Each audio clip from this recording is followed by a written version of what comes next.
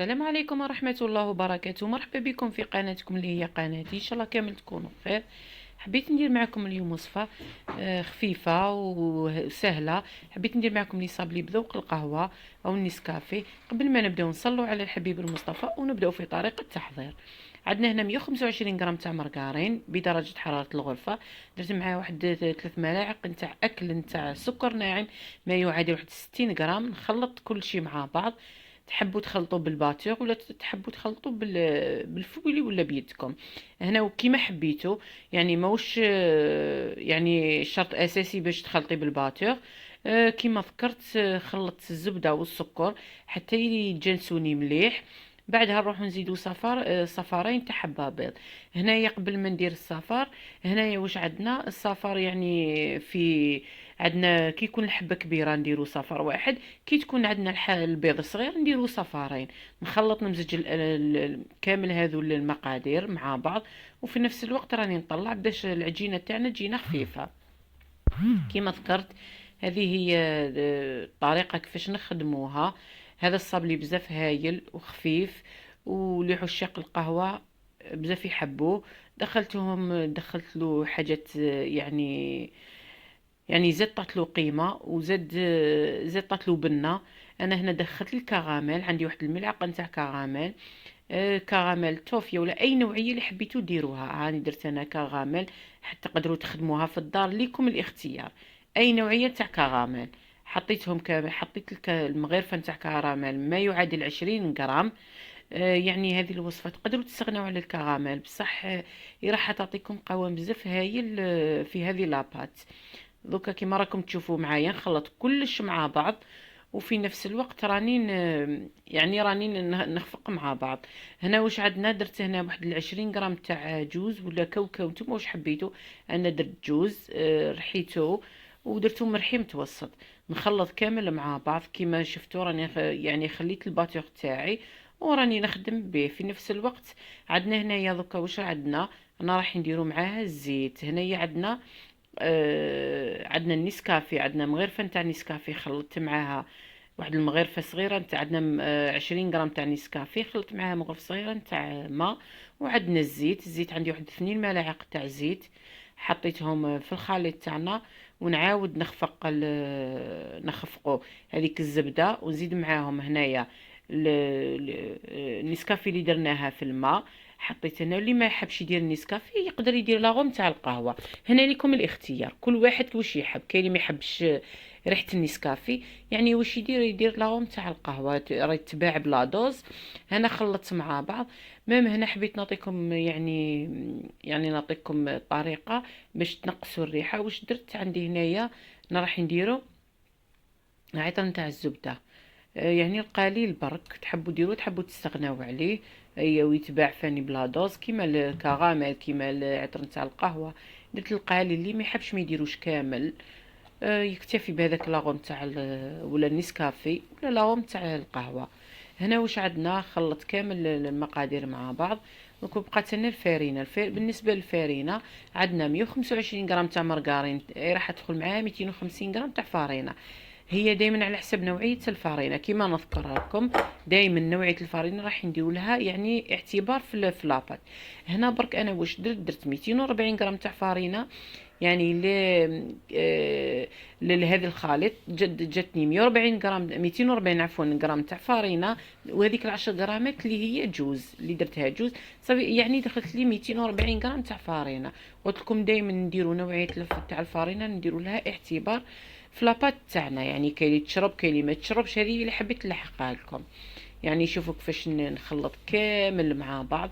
انا هنا قد ما تخلط وتطلع بالباتور، ولا نقدروا نخلطوها بيدنا قد ما راح تجي القوام تاعها. يعني كي نطبعوها باي طابع ما راح يتغير الشكل تاعها. هذه اللي حبيت نلحقها لكم. وللشفافيه كما قلت لكم، يعني خضت لي انا هذيك الكميه كامله. دونك تشوفوا معايا كيفاش تكون. هنا الفارينه كانت مغربله، ما فيش لا ليفور، راكم تشوفوا معايا ما فيش خميره الحلويات. بصح اللي حب يدير لها رشه يدير له رشه. انا ما حبيتش نديرها باش الشكل تاعنا تبقى محافظ عليه. كما شفتوا معايا راني نخلط كامل في الخليط تاعنا كما ذكرت حتى نتحصل على امبات تكون طريه. دائما حنا لاباط صابلي واش تكون، يعني العجينه تاعنا كي نكملوا نجمعوها تبان لنا ما تخصها الفارينه، وهي لا، يعني يعني المقدار اللي درناه تاع الفارينه يكفي. نخلوها تريح 5 دقائق ونحلوها. دوكا انا شوفوا كيفاش كانت خضت لي كامل هذيك الفارينه اللي قلت لكم كنت مغربلتها. يعني لازم تغربلوا الفارينه تاعكم. نشوفوا كيفاش طميتها. هذا الصابلي يجي بزاف هايل، والمول اللي حبيتو او الطابع اللي حبيتو طبعوا. شوفوا كيفاش يتلاصق في يدي. دوكا نخليها ترتاح ونشوفوا كيفاش نخدموها واحد 5 دقائق ونخدموها. شوفوا كي ارتاحت لي العجينه كيفاش ولات، يعني جات ما شاء الله. دوكا واش ندير؟ نحكمو نفتحوا العجينه تاعنا. نفتحوها. دوكا هنا واش نديرو؟ نحن نفتحوها ونبداو نطبعوا فيها، يعني بالطابع كما قلت اللي حبيتو. يعني راح نطبعها على شكل دائري، بصح نتوما تقدروا تطبعوها يعني تقدروا تطبعوها عفوا اوفال، ليكم الاختيار. كل واحد كيفاش يحب يطبع الصابلي تاعو. هنا برك انا درت على جال التزيين تاعنا اللي كنت درتو عفوا درتو على شكل دائري. هنا دوكا نبدا نطبع فيها. شوفوا كيفاش تكون.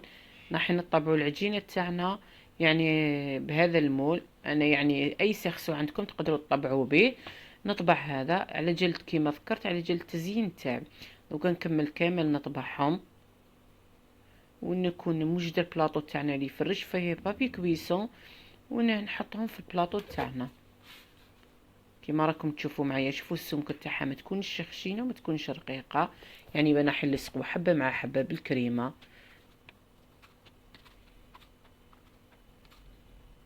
شفتوا هنايا بعد ما طبحتهم درتهم على بابي كويسون. نديرهم شعلت الفوق تاعي 170 درجه مقبل، ونطيبهم حتى ياخذوا لا كويسون دوغي.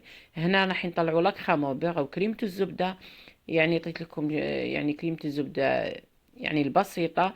درت هنايا 80 غرام تاع زبده. انا درت هنايا اوبلين بزاف هايله في الكريم. هنا حطيت المارغرين تاعنا، راني راح نحط معاها قبل ما ندير هنا دوكا نسكافي نروح نديرو الشوكولا. انا الشوكولا هنا ذوبتها، ديت هنايا 40 غرام تاع الشوكولا والشوكولا بالحليب. يعني اي نوعيه لازم تكون نوعيه بنينه. يعني هنا حطيت في 40 غرام ذوبتها في حمام ماء ولا ميكرون. حطيت معاها واحد ملعقه صغيره نتاع نسكافي. كما قلت لكم تقدروا تعوضوها بلاغوم، ليكم الاختيار. دوك انا رايحين نطلعوا هذو لي زانغرديو كامل مع بعض حتى نتحصل على كريمه تكون يعني اللون تاعها يكون ابيض.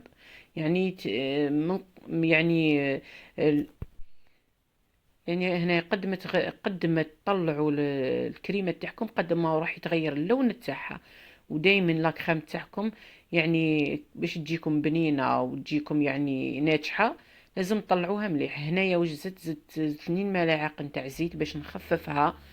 شوفوا كيفاش نكمل نطلعها كامل مع بعض وتشوفوا النتيجه كي نواسيها. درت المغرفه الاولى ودرت المغرفه الثانيه. دوكا هنايا راني راح ندير ها هي بعد ما طلعتها. شوفوا كيفاش جا القوام تاعها، جا ما شاء الله. دوكا حنايا نخلوها ترتاح ونروحوا نشوفوا التزيين. التزيين هنا واش درت انايا؟ انا اخترت هذو لي موتيف، يعني نحن نعطيكم نوعين في التزيين. عندي هذا ترانسفير تقدروا ديروا في مناسبات، وعندنا هذا المول تاع السيليكون. هذا المول تاع السيليكون بزاف هايل وفيه يعني على شكل حبة القهوة. هذو لي مول يبيعهم دي ام امبالاج جايب العفرون، يعني عنده بزاف يعني عنده بزاف لي مول بزاف شابين. ومام لو بري تاعهم يعني تقدروا كامل عليه. ما شاء الله. ويعني والمول اللي حبيتو يعني تلقاوه عنده. ان شاء الله تدخلوا لاباج تاعو ويعني تكون واش حبيتو تلقاو عنده. نعمر. شوفوا هنا ذوبت هنا الشوكولا ما زدت لها حتى اضافات. شوفوا كيفاش نعمر المول تاعنا، نعمروه مليح. هنا يعني هنا حبة القهوة ولا التزيين تاعنا راهو ليمون صغار، يعني بالبينسو تساعدكم احسن واحسن. ميم قلت لكم هذا المحل يعني فيه بزاف حاجات ولي بري تاعهم ريزونابل. شوفوا كيفاش هايل المول.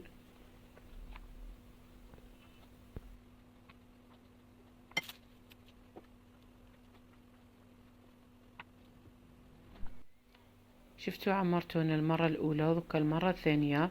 يعني نتوما وعندنا هنايا انا درتلو شي لوتيس هذيك اللي وريتها لكم. هذاك لوتيس يتباع في لي بواط.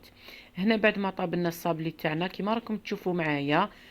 لاكريم تاعنا عمرتها في ان بوش. شوفوا الصابلي كيفاش طاب ما شاء الله، ياخذ لا كويسون دوغي كلير. نحط لاكريم تاعنا هي الاولى، بعدها نزيد هذيك لاكريم تاع اللوتيس اللي تباع في لي بواط، ولا تقدروا ديروا كراميل. انا عطيت لكم كفكره. يعني حطيتهم شوفوا مع بعض، ومن بعد السقاي لاكريم تاعنا تاع اللوتيس حطيتهم مع بعض. شوفوا كيفاش غادي نحكم الليسي الحبة تاعنا باش يعني تخرج لنا مفينيه. نكملهم كامل شفتوا بنفس الطريقه، بعد نروحوا نقلاصيهم. بالنسبه للقلاصه واش عندنا 100 غرام تاع الشوكولا بالحليب، اي شي نوعيه تاع الشوكولا يعني تذوبوا على حمام مائي ولا ميكرووند، وعندنا 20 غرام تاع زيت نحطهم مع بعض ونبدا نقلاصي في الصابلي تاعنا. مام حتى اللون تاع الشوكولا تحبوا ديروا بلون، تحبوا ديروا شوكو كيما حبيتوا.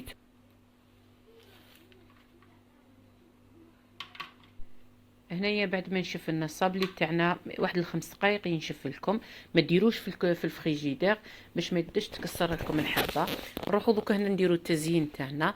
انا حكمت ان بوش، درت فيها شويه شوكولا بدون بلا زيت، يعني بدون زيت. نحيت هذوك ليمول تاعنا شفتوا كيفاش. هنا نحكم ندير لها زيكزاك، يعني ندير لها يعني باش تزيد تمد لنا قوام. يعني حبيت نمد لكم تزيين خفيف، ويعني تقدروا ديروا في كل مناسبات. هنا شفتوا كيفاش معايا يعني حطيت كامل زيكزاك، درت يعني بالشوكولا. ونحط هذاك الموتيف تاعنا يعني كيما حبيتوا التزيين. هنا ما تقدروا يعني اي تزيين تحبوا ديروه ليكم الاختيار. شوفوا كيفاش نحطهم كامل مع بعض. هاي شفتوا كيفاش نحطهم كامل مع بعض.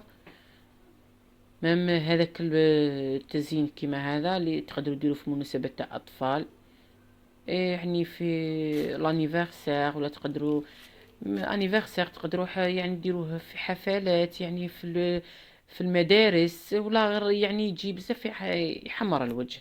ومام الذوق بزاف هايل تاع الصابلي، جربوه ما تندموش عليه. هنا بعد ما كملناه نشوفوه في طبق التقديم. شوفوا كيفاش جا ما شاء الله. النوع الثاني كيفاش جا. يعني عطيتكم فكرة. والصابلي بزاف هايل، جربوها والله ما تندموا عليها. هنا دوك نقسم معاكم حبة، ونقسموا حبة وتشوفوها معايا كيفاش يكون القوام تاعها. شوفوا الموس يحبط لنا فاصيل. شوفوا كيفاش كانت لداخل. هذاك اللوتيس فاني جا بزاف هايل فيها، وجاتنا بزاف طريه. جربوا هذه الوصفه ما تندموش عليها. هنا مام هذيك اللي شوفوا كي حشيتو هذيك حبيبه القهوه كي حشيتهم هذاك المول. جات بزاف هايله وتزيين خفيف. ان شاء الله نتلاقاو في فيديو اخر ان شاء الله.